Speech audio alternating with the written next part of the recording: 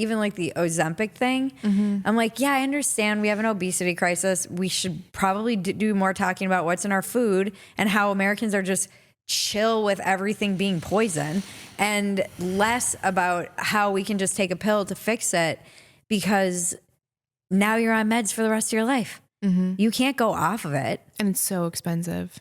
Right now it is. Yeah, right now it is. Yeah. I'm sure it'll go down, but it's still like you are now signing up to be on a medication for the rest of your life. And talk to the hairdressers about what Ozempic is doing. To hair? Yeah. What's it doing? All the hairdressers I know will tell you they know exactly which clients are on Ozempic because their hair is falling out. Because they're malnourished, probably. I'm like, this is not healthy. You can't cheat this. Whoa.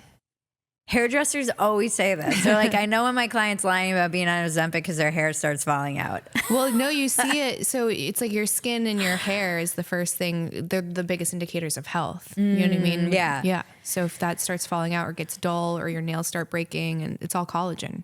And they get that like Ozempic Which face, is why the they call pillow it. face is in right now, because everyone's on Ozempic. So then they're fixing their Ozempic face with pillow face. That's my theory. Oh, interesting. Yeah, so you just fill up the gaunt. This is all like we're just on the transhuman trajectory. You know, it's like we're just like headed towards just like give me a robotic arm and make me part droid, like cyborg or whatever. And I do think even when my husband and I talk about like I never use Siri or any of those. I'm very like, I hate all those technologies, and I just don't trust that bitch, Siri.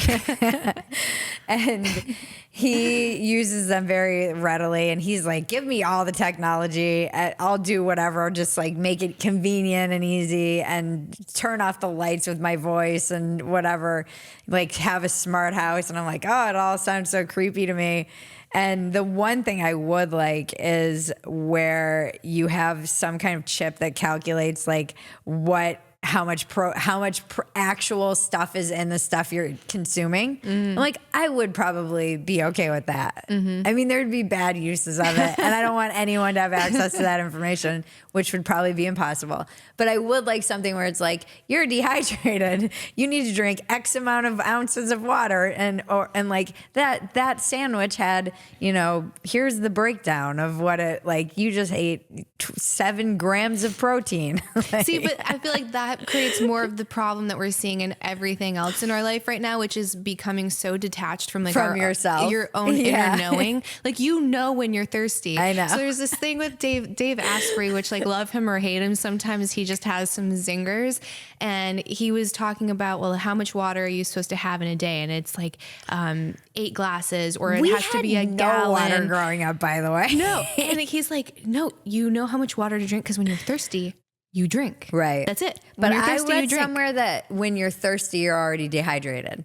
Possibly. So it's already too late. You're actually already behind. Oh, then maybe Dave Asprey is wrong. That's what I read somewhere. I mean, I have no idea where I read that, but I remember, I feel like I learned that actually in pregnancy. A doctor was like, don't wait until you're thirsty, because you have to drink so much water when you're pregnant, as you know. And it's weird though. The kids are very on board with like their Stanley cups, and they all walk around with. They're all super hydrated. They're all very hydrated. They're all into Sephora gift cards. All the young, and like my 9-year-old niece was talking about, you know, and has old school parents, not online. It's just in the culture, and is like, I want a Sephora gift. I'm like, what do you need from Sephora? You have perfect skin. I still barely have a skincare routine, obviously. Mine's toxic. It's not she's my skincare lady, because she owns like a tiny little boutique, and it's all like clean products, all that. She calls me a junkie because I go in and I just scoop, like, keep me young forever. What do I need?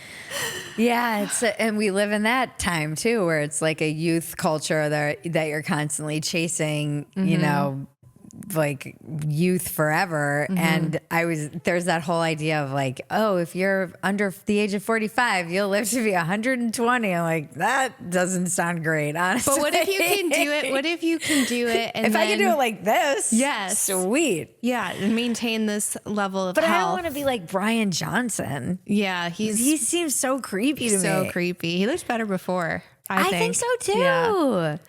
he's like, my age is like all of these, like the age of my brain is now 35. Like, how do you calculate You don't. that? It's so weird to Yeah. me.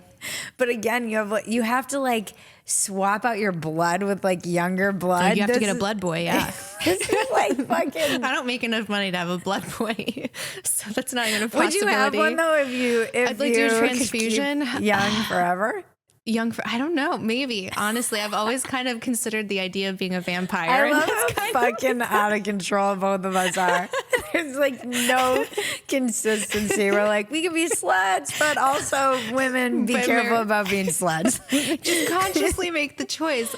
That's the thing. There's You like can this. be conscious about making a choice to have a blood boy. I don't see what the problem is. He It's consents, probably right? better for you than Ozempic. It's right. Yes, probably. Like Big Pharma or a blood boy? I'll take the blood boy. Like just unhinged. I would, and I would feel better about it as long as he was tested and I knew the blood was clean. Sure.